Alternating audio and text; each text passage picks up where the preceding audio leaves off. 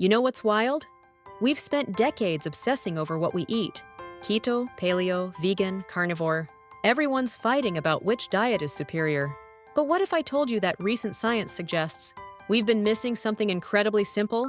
Something that doesn't require you to give up your favorite foods or count a single calorie. The order you eat your food might matter more than the actual food itself. I know. Sounds too simple to be true, right? But stick with me here, because the research behind this is absolutely fascinating, and it could completely change how you think about your next meal. Let's talk about what happens inside your body when you eat. When food hits your stomach, it doesn't just sit there in neat little compartments. Everything mixes together eventually, sure. But here's the thing, the order in which different nutrients arrive makes a massive difference in how your body processes them. There's this groundbreaking study from Weill Cornell Medical College, published in 2015, that literally turned nutrition science on its head. Researchers took people with type 2 diabetes and gave them the exact same meal on different days. Same calories, same macros, same everything. The only difference? The order they ate the components. When participants ate vegetables and protein first, then carbs last, their blood sugar spiked 73% less compared to eating carbs first. 73%! That's not a small difference. That's the kind of result you'd expect from taking medication, not just rearranging your plate. And their insulin levels? Also significantly lower when they saved carbs for last. We're talking about the same food, the same person, just a different sequence, why it works. So what's actually happening here?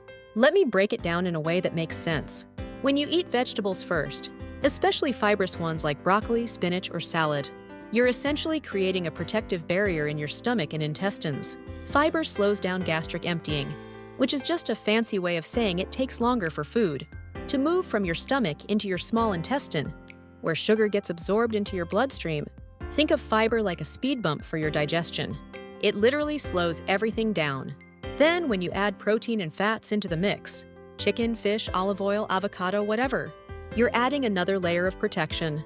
Protein stimulates the release of a hormone called GLP-1, which is actually the same hormone targeted by those popular weight loss drugs you've probably heard about. This hormone tells your body, hey, we're full. And it also helps regulate blood sugar. A study from the European Journal of Clinical Nutrition in 2018 found that eating protein before carbohydrates reduced post-meal glucose levels by 35% and increased feelings of fullness. 35% from just changing the order.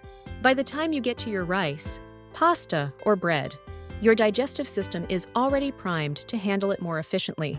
The glucose is released more slowly into your bloodstream. Your insulin doesn't spike as dramatically, and you avoid that crash. You feel an hour after a carb-heavy meal, real-world impact. Now, you might be thinking, okay, cool science experiment, but does this actually matter for regular people? Absolutely it does. A 2023 study published in Diabetes Care followed over 200 participants for several months. Those who consistently ate in this sequence, vegetables first, protein and fat second, carbs last, showed significant improvements in their A1C levels, which is a measure of average blood sugar over time. Some participants even reduced their need for diabetes medication. But here's what really caught my attention. This wasn't just about diabetics. Healthy individuals showed benefits too. Better energy levels throughout the day, fewer cravings, improved metabolic markers across the board. And if you're interested in weight management, there's compelling evidence there too. When your blood sugar stays stable, you're less likely to experience those intense hunger pangs that make you raid the pantry 2 hours after eating. You know that feeling when you have a big plate of pasta and then you're starving again almost immediately? That's the blood sugar roller coaster at work.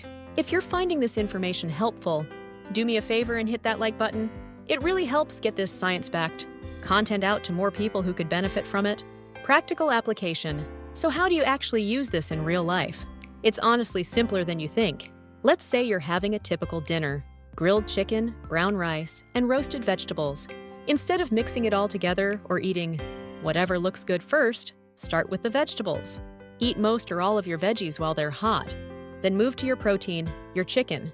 Finally, finish with the rice. Same meal, same enjoyment. Completely different metabolic response. Or maybe you're grabbing fast food. Hey, no judgment, we all do it. If you're having a burger and fries, consider eating it slightly differently. Have some of the lettuce and tomato first if possible, then the burger patty, and save most of the bun and fries for last. It's not perfect, but it's better than starting with fries. The beauty of this approach is that it doesn't require you to eliminate foods you love. You're not giving up bread or pasta or rice, you're just being strategic about when you eat them during your meal. There's no calorie counting, no food weighing, no complicated rules to remember.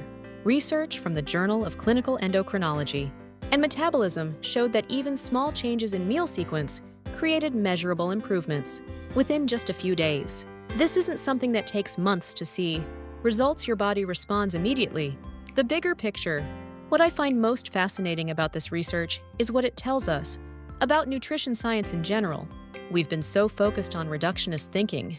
Is fat good or bad? Are carbs the enemy? How much protein do we need that we've ignored the context of how we actually eat? Your body is incredibly sophisticated. It doesn't just respond to nutrients in isolation. It responds to the pattern of nutrients, the timing, the sequence. It's not just chemistry, it's biology in motion. And this is just one example. There's emerging research on meal timing, eating windows, even the speed at which you eat. All of these factors influence how your body processes food beyond just the nutritional content. Look, I'm not saying food quality doesn't matter. Of course it does. Eating vegetables is better than not eating vegetables. Regardless of when you eat them, choosing whole foods over processed junk is still important.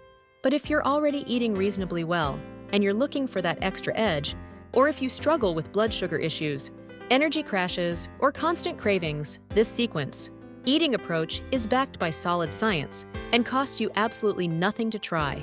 Start with vegetables, move to protein and fats, finish with your starches and carbs. It's that simple. Give it a shot for a week and pay attention to how you feel. I think you'll be surprised. If you found this video valuable and you want to see more content, breaking down the latest nutrition and health science in a way that's actually useful, hit that subscribe button. I've got a lot more of this kind of stuff coming your way. Thanks for watching, and I'll see you in the next one.